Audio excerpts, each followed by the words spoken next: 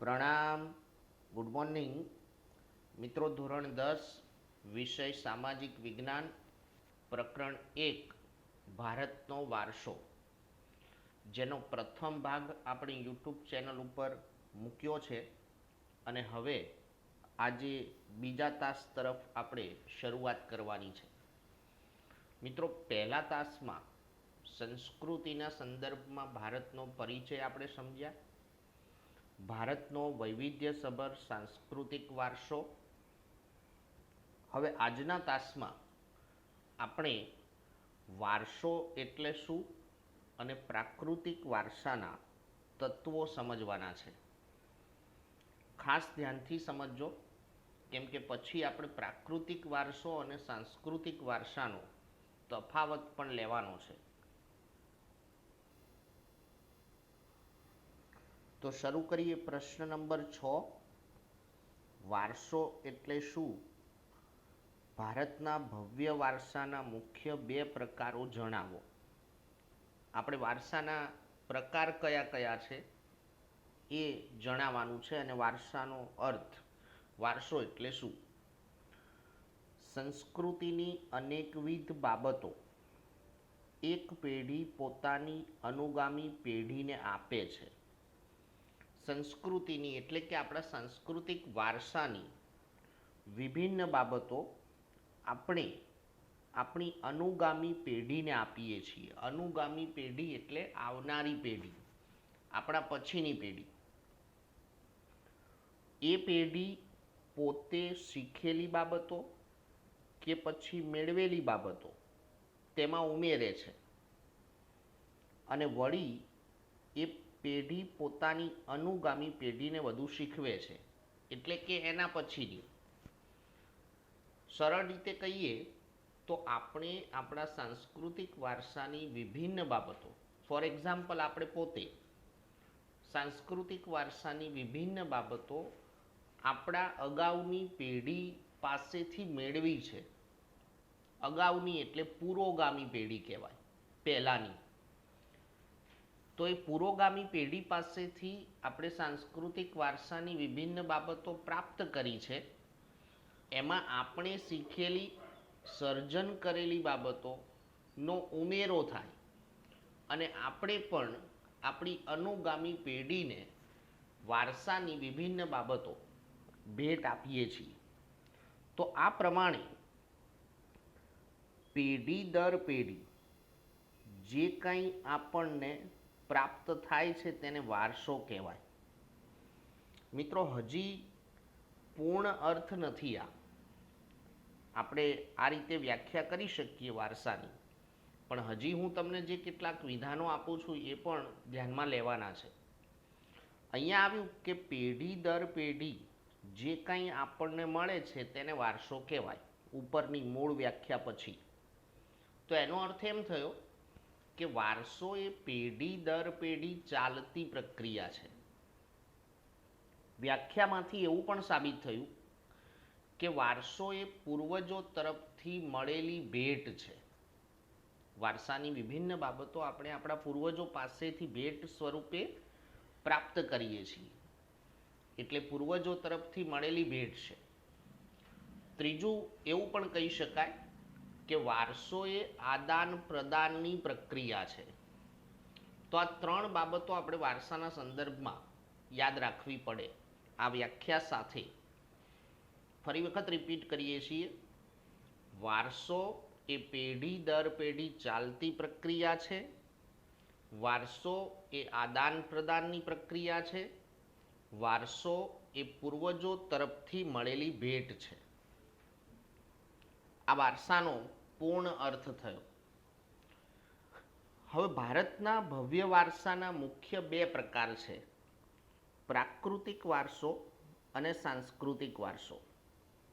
આપણે આજે શરૂ કરવાનું છે પ્રાકૃતિક વારસો. પ્રાકૃતિક વારસાના ઘટકો અને એની પૂર્ણ સમજ આજના તાસમાં આપણે મેળવવાની છે. તો સૌથી પહેલાં આપણે જોઈએ પ્રશ્ન નંબર 7 માટે પ્રાકૃતિક વારસાનો અર્થ. ભારતના પ્રાકૃતિક વારસામાં સમાવેશ થતી બાબતો જણાવો. પ્રાકૃતિક વારસામાં કઈ બાબતોનો સમાવેશ થાય છે અને પ્રાકૃતિક વારસો કોને કહેવાય? ખાસ કરીને જ્યાં વ્યાખ્યાઓ આવતી હોય, અર્થ આવતો હોય, તો ત્યારે એ અર્થ બરાબર ચોકસાઈથી આપણે સમજવો પડે. વ્યાખ્યા જોઈએ, અર્થ જોઈએ. પહેલા પ્રાકૃતિક વારસાનો અર્થ. પ્રાકૃતિક વારસો એટલે પ્રકૃતિ, પર્યાવરણ અને માનવ જીવનની વચ્ચેના અત્યંત નજીકના સંબંધોનું પરિણામ. પ્રકૃતિ, પર્યાવરણ અને માનવ જીવન વચ્ચેના અત્યંત નજીકના સંબંધોનું પરિણામ એટલે પ્રાકૃતિક વારસો.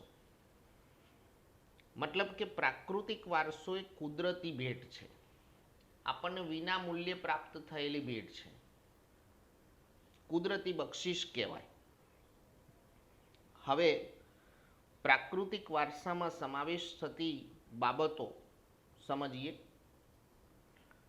તો ભારતનો પ્રાકૃતિક વારસો વિશિષ્ટ અને વૈવિધ્યતાથી ભરેલો છે. ઘણી બધી વિવિધતા છે આપણા પ્રાકૃતિક વારસામાં. કુદરતની અણમોલ ભેટ આપણને પ્રાપ્ત થઈ છે. આપણી આસપાસ જે કંઈ આપણે કુદરતી તત્વો જોઈએ છીએ એ બધા જ પ્રાકૃતિક વારસામાં સમાવેશ થાય. એક ગુણનો શોર્ટ ક્વેશ્ચન પણ આવો આવી શકે કે પ્રાકૃતિક વારસામાં સમાવેશ થતી બાબતો જણાવો. તો ભારતના પ્રાકૃતિક વારસામાં આપણી આસપાસના ઊંચા પર્વતો, જંગલો, ઝરણા, નદીઓ, રણો, સાગરો, વિશાળ ફળદ્રુપ મેદાન, ખીણ પ્રદેશો, ઋતુઓ, તરુઓ, વેલા, વેલીઓ, પર્ણ, પુષ્પ, જીવજંતુઓ, બધી જ નૈસર્ગિક બાબતો, મતલબ કે બધા જ કુદરતી તત્વો કે જે કુદરત તરફથી આપણને વિનામૂલ્યે પ્રાપ્ત થયા છે. તો આ બધી જ આપણી પ્રાકૃતિક વિશિષ્ટતાઓનો સમાવેશ પ્રાકૃતિક વારસામાં થાય છે. ભારત પ્રાકૃતિક વારસાની રીતે પણ ખૂબ વિવિધતા ધરાવે છે. દુનિયાના લગભગ બહુ ઓછા દેશોમાં આવું વૈવિધ્ય જોવા મળે છે. ભારતના ભૂમિ દ્રશ્યોમાં ખડકો, શિલાઓ, ખનિજો, વનસ્પતિ વગેરેનો સમાવેશ થાય છે. મુખ્ય ભૂમિ દ્રશ્યો. પ્રકૃતિએ આપણા ખોરાક, પાણી, શુદ્ધ વાયુ તેમજ નિવાસસ્થાન જેવી જરૂરિયાતો પૂરી પાડી છે. જો પ્રકૃતિની આપણને આવી અણમોલ ભેટ પ્રાપ્ત ન થઈ હોય તો આપણી ખોરાકની જરૂરિયાત, પાણીની, શુદ્ધ વાયુ, આપણા માટેનો પ્રાણવાયુ કે નિવાસસ્થાન જેવી જરૂરિયાતો આપણે પૂરી ન કરી શકીએ. એટલે આપણું આખું માનવ જીવન, પૃથ્વી પરની સંપૂર્ણ સજીવ સૃષ્ટિ એ પ્રકૃતિ ઉપર નિર્ભર છે. ભારતના પ્રાકૃતિક વારસામાં પંચતંત્રની વાર્તાઓ અને બૌદ્ધ ધર્મની જાતક કથાઓને પણ સ્થાન આપવામાં આવ્યું છે. પંચતંત્રની વાર્તાઓ તમે ખૂબ નાના હશો ત્યારે સાંભળી હશે. બૌદ્ધ ધર્મની જાતક કથાઓ, પંચતંત્રની વાર્તાઓ, એનું ઉદાહરણ તમને યાદ કરાવું. કાચબો અને સસલાની વાર્તા બધાએ સાંભળી હોય. ઊંટ અને શિયાળની વાર્તા તમે નાના હતા ત્યારે સાંભળી હતી. તો એ પંચતંત્રની વાર્તાઓ હતી. તો એમાં પણ પ્રાકૃતિક વારસાનું નિરૂપણ થયેલું છે. આપણા શાસ્ત્રીય સંગીત, લોક સંગીત એને પણ પ્રકૃતિ તથા ઋતુઓ સાથે જોડવામાં આવ્યા છે. આજે આપણને શાસ્ત્રીય સંગીત વિશે તો કોઈ ખ્યાલ છે જ નહીં. શાસ્ત્રીય રાગો એ પણ આપણે કદાચ જાણતા નથી. પણ એ શાસ્ત્રીય રાગો, શાસ્ત્રીય સંગીત, લોક સંગીત એને પ્રકૃતિ સાથે સંબંધ છે. દિવસ અને રાત્રિના પ્રહરો જ્યારે બદલાય ત્યારે શાસ્ત્રીય સંગીતના રાગ પણ બદલાય છે. આપણા ગીતો, કાવ્યો, આપણા તહેવારો, ચિત્રો વગેરેની વિષયવસ્તુ તરીકે પણ પ્રકૃતિ અને ઋતુઓ રહેલી છે. કોઈ કવિએ કોઈ કવિતાનું સર્જન કર્યું છે, કોઈ ચિત્રકારે કોઈ ચિત્રનું સર્જન કર્યું છે, તો એમાં પણ પ્રકૃતિનું નિરૂપણ છે. કોઈ ગીતકારે કોઈ ગીતનું લેખન કર્યું છે, તો એમાં પણ પ્રકૃતિનું નિરૂપણ થયેલું છે. વર્ષ દરમિયાન આપણે ઘણા બધા તહેવારો ઉજવીએ છીએ, તો એ તહેવારો પણ પ્રકૃતિ પર આધીન છે. વસંત પંચમી, શરદ પૂર્ણિમા કે ઉત્તરાયણ, ઘણા બધા તહેવારો. આપણી આયુર્વેદ, યુનાની અને નિસર્ગોપચાર જેવી ચિકિત્સા પદ્ધતિઓ સંપૂર્ણપણે પ્રકૃતિ પર આધારિત છે. આજે કોરોના વૈશ્વિક મહામારીમાંથી આપણે સૌ પસાર થઈ રહ્યા છીએ, તો આજના આ સાંપ્રત સમયમાં આપણે જે આયુર્વેદ કે આયુર્વેદિક ઔષધિઓ અપનાવી છે, એ પણ આપણને શેમાંથી પ્રાપ્ત થઈ? પ્રકૃતિમાંથી. જો પ્રકૃતિની આવી અણમોલ ભેટ આપણને પ્રાપ્ત ન થઈ હોય, તો આપણે આયુર્વેદિક કે યુનાની ચિકિત્સા પદ્ધતિ કે નિસર્ગોપચાર પ્રાપ્ત ના કરી શકીએ. તો આ બધો જ આપણો સમૃદ્ધ વૈવિધ્યપૂર્ણ પ્રાકૃતિક વારસો છે. હવે એમાંથી મિત્રો આપણે 4 મુખ્ય ઘટકો શીખવાના છે. પ્રાકૃતિક વારસામાં સમાવેશ થતી મુખ્ય 4 બાબતો: ભૂમિ દ્રશ્યો, નદીઓ, વનસ્પતિ જીવન અને વન્ય જીવન. એવા 4 મુદ્દાઓ આપણે એમાં સમજવાના છે. અહીંયા જે આપણે આ ઉદાહરણો જોયા, એમાંથી એક પેટા પ્રશ્ન બને છે. પછી આપણે એ પ્રશ્ન લેવાનો છે કે સાંસ્કૃતિક વારસો અને પ્રાકૃતિક વારસો પરસ્પર ગાઢ સંબંધ ધરાવે છે. એવું એક વિધાનવાળો પ્રશ્ન અહીંથી આ મુદ્દામાંથી પેટા પ્રશ્ન બને છે.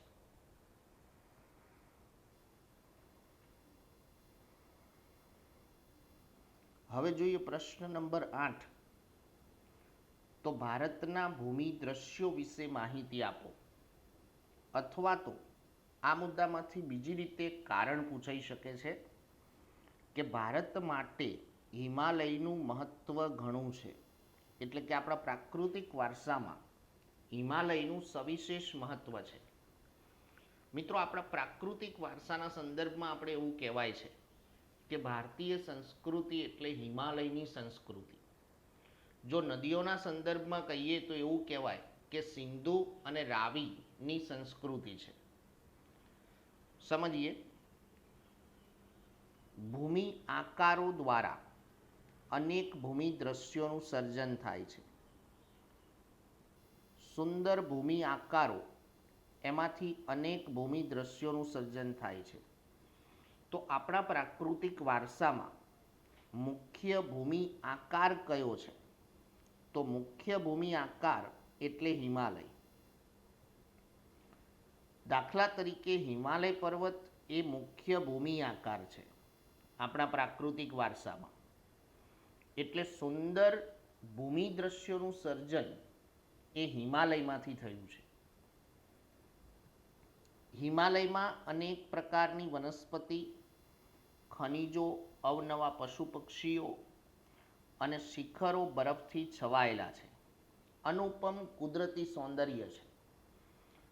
વિશ્વના ઘણા બધા વિદ્વાનો, તજજ્ઞ વ્યક્તિઓ કે ઇતિહાસકારો એવું કહ્યું છે કે ભારત એટલે પૃથ્વી પરનું સ્વર્ગ છે.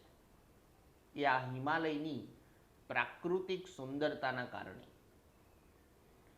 હિમાલયમાંથી નીકળતી નદીઓ બારે માસ ભરપૂર પાણીથી સમૃદ્ધ રહે છે. એટલે કે આપણને બારે માસ પાણીથી ભરપૂર સમૃદ્ધ નદીઓની ભેટ પણ શેમાંથી પ્રાપ્ત થઈ? તો હિમાલય પર્વતમાંથી. હિમાલયમાં તરાઈના જંગલો આવેલા છે, ભરપૂર વનસ્પતિ છે, ખૂબ સારું વનસ્પતિનું વૈવિધ્ય છે. સાથે સાથે હિમાલયમાં અમરનાથ, બદ્રીનાથ, કેદારનાથ જેવા યાત્રાના સ્થળો, આ યાત્રાધામોની ભેટ આપણને હિમાલયમાંથી પ્રાપ્ત થઈ. જ્યારે નંદાદેવી જેવા શિખરો પણ આવેલા છે. તો આ રીતે આપણા પ્રાકૃતિક વારસામાં, આપણા ભૂમિ દ્રશ્યોના સર્જનમાં હિમાલય પર્વતનું સવિશેષ મહત્વ છે. ઘણું મહત્વ છે હિમાલય પર્વત, કે જેમાંથી સુંદર ભૂમિ દ્રશ્યોનું સર્જન થયું.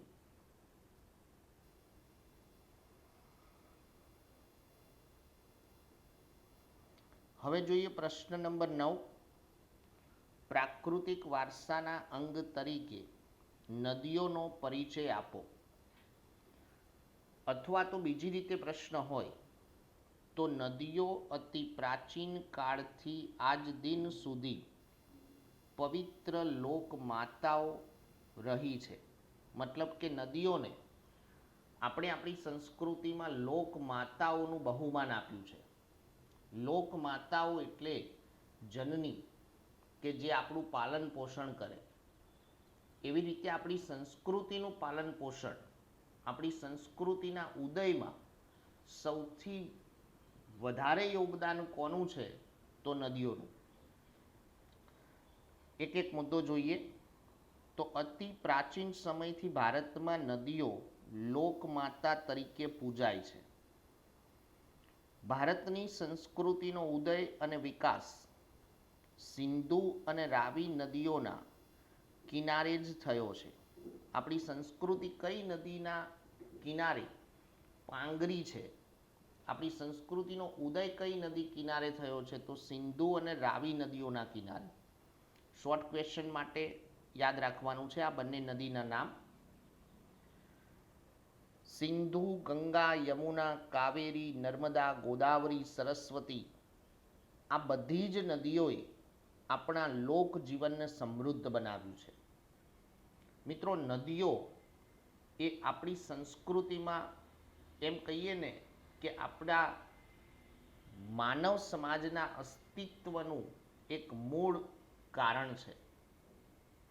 જો નદીઓની આપણને આ ભેટ ન પ્રાપ્ત થઈ હોય તો કદાચ માનવ સમાજનું અસ્તિત્વ પણ શક્ય નથી. તો આપણે આ ભરપૂર પાણીથી સમૃદ્ધ નદીઓનો શું ઉપયોગ કર્યો છે? પ્રાચીન સમયથી જ લોકોએ પીવા માટે, ઘર વપરાશ માટે, સિંચાઈ માટે, વીજળી, ખેતી, જળમાર્ગ જેવી આપણી મહત્વની જરૂરિયાતો માટે નદીઓના પાણીનો ઉપયોગ કર્યો છે. એક ગુણનો શોર્ટ ક્વેશ્ચન આવો પણ આવે કે પ્રાચીન સમયથી આપણે નદીઓના પાણીનો ઉપયોગ શેના માટે કર્યો છે? આપણી સંસ્કૃતિના સર્જકોએ નદી કિનારાની માટીમાંથી વાસણો, લીપણ, મકાનો કે રમકડા બનાવ્યા હતા. આદિમાનવ જ્યારે ગુફાવસ્થામાં હતો તો ત્યારે એના જીવનમાં કોઈ પરિવર્તન વિશેષ આવ્યું નહોતું. પણ એક માનવ સંસ્કૃતિ તરીકે ઉદય ક્યારથી શરૂ થયો? તો જ્યારે આદિમાનવે નદી કિનારે વસવાટ શરૂ કર્યો ત્યાર પછી. એટલે નદીઓનું પણ વિશેષ મહત્વ છે. નદી કિનારે જોવા મળતા ઉષા અને સંધ્યાના વિવિધ ભૂમિ દ્રશ્યો, સુંદર આહલાદક દ્રશ્યોનું સર્જન પણ નદી કિનારે થાય. ઉષા સમયે, સૂર્યોદય વખતે, સંધ્યા સમયે એટલે કે સૂર્યાસ્ત વખતે, જેમાંથી માનવીમાં સૌંદર્ય સૂઝ, કલા સૂઝ અને કૌશલ્ય વિકસાવીને ભારતીય પ્રજાજીવનને સુંદર બનાવ્યું છે. એ ભૂમિ દ્રશ્યોનું જે સર્જન થયું નદી કિનારે, એનાથી માનવીમાં સૌંદર્ય શું જ વિકસી છે, કલા શું જ વિકસી, અને નદીઓએ આપણા માનવ જીવનને સમૃદ્ધ બનાવ્યું છે.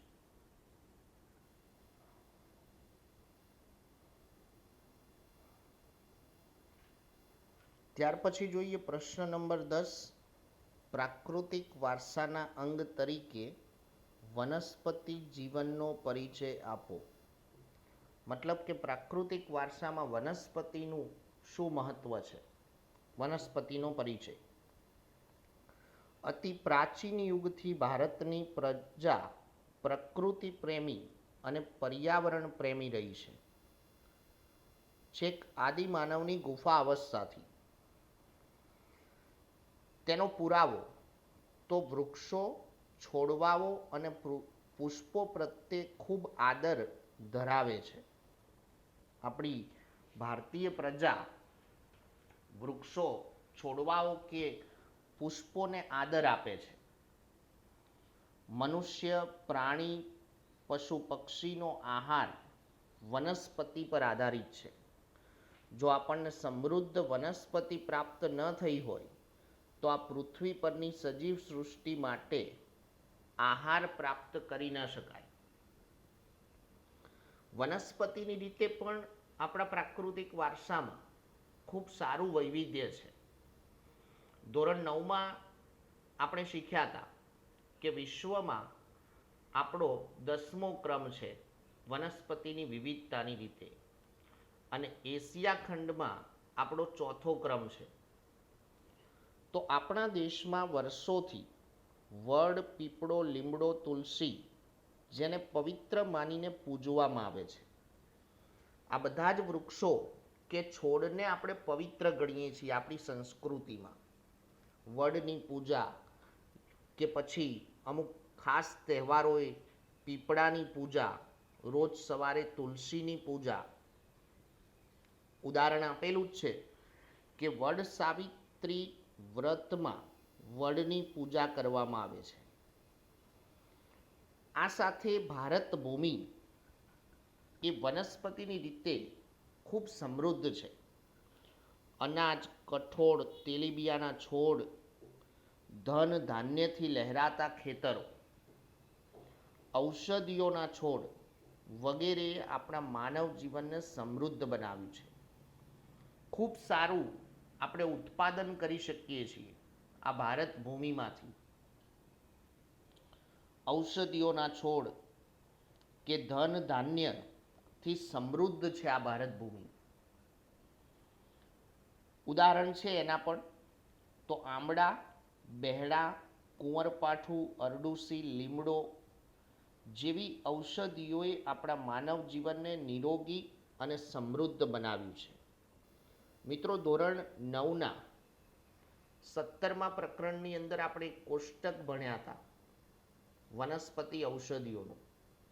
તો એ વનસ્પતિ ઔષધિઓના જ ઉદાહરણ અહીં આપણને આપ્યા છે કે જે ઔષધિઓ આપણા માનવ જીવનને નિરોગી બનાવે છે, સ્વસ્થ બનાવે છે. આજે આ પરિસ્થિતિમાં જગતના દેશોએ પણ આયુર્વેદ અપનાવ્યું છે કોરોના સામેની લડતમાં, અને વાસ્તવિકતા છે કે દુનિયાના દેશોને આયુર્વેદની ભેટ ભારતે આપી છે. આયુર્વેદનું જ્ઞાન આપણે આપ્યું છે વિશ્વના દેશોને. મોગરો, ગુલાબ, કમળ, ડમરો, સૂરજમુખી, નિશિગંધા, જુઈ વગેરે જેવા પુષ્પોએ માનવ જીવનને સુંદર અને સુવાસિત બનાવ્યું છે. પુષ્પોની વિવિધતા. તો આ પ્રમાણે વનસ્પતિ જીવનનું પણ આપણા પ્રાકૃતિક વારસામાં વિશેષ મહત્વ છે.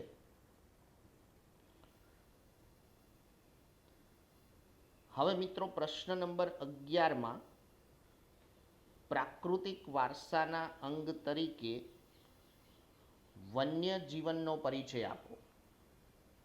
વન્ય જીવનનું શું મહત્વ છે? બાજુમાં આપણને આપણા રાષ્ટ્ર ચિહ્નની આકૃતિ, એનું ચિત્ર આપ્યું છે. દુનિયાની બધી જ સંસ્કૃતિઓ કરતાં આપણી ભારતીય સંસ્કૃતિની એક વિશેષ ઓળખ છે.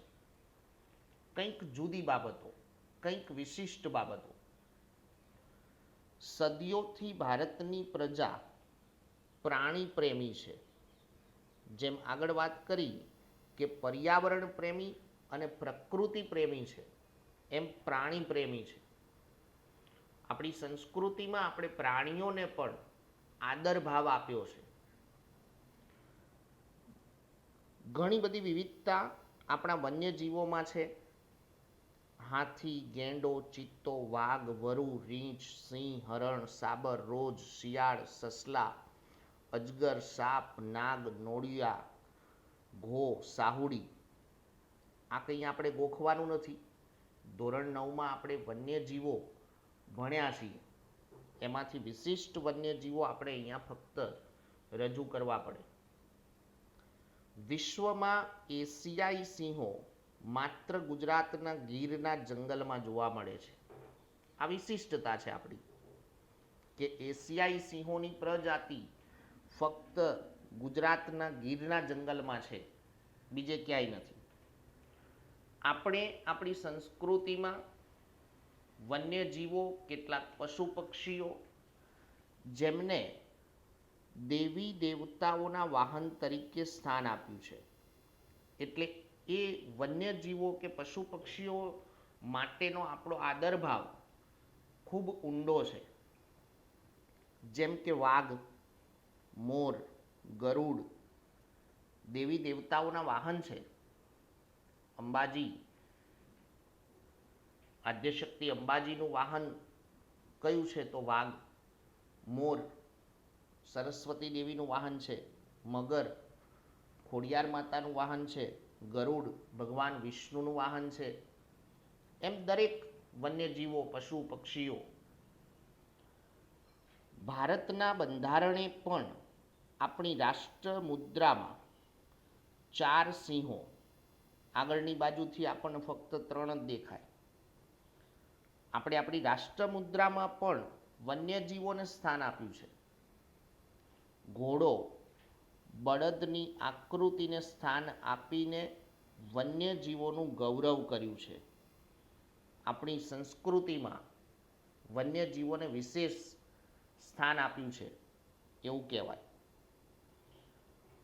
મિત્રો, આના ઉપરથી આપણી એક મૂળ વિચારસરણી, સર્વજીવ સમભાવ, બૌદ્ધ ધર્મનો વિચાર છે. આપણી ભારતીય સંસ્કૃતિએ આ અપનાવ્યું છે કે દરેક જીવો માટે સમાન ભાવ કેળવવો.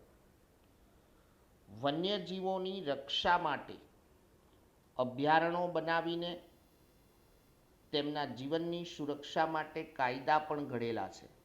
માત્ર વન્યજીવોને આધ્યાત્મિક ભાવ સાથે જોડ્યા છે એવું નથી. એ વન્યજીવોની સુરક્ષાનો પણ આપણે પૂરતો ખ્યાલ રાખ્યો છે. તો મિત્રો, આ સાથે આપણા પ્રાકૃતિક વારસાના 4 ઘટકોનો અભ્યાસ અહીંયા પૂર્ણ થયો. 2 ગુણવાળા પ્રશ્નો વિશેષ પૂછાય છે. ખાસ કરીને અંદર આપણે જે સમજ્યા કે નદીઓને અતિ પ્રાચીન સમયથી લોકમાતાઓનું બહુમાન આપ્યું છે, એ પહેલા પ્રશ્ન જોયો. ભૂમિ દ્રશ્યો વિશે સમજાવો. તો એ બધા જ પ્રશ્નો 2 ગુણની રીતે ખાસ અગત્યના છે.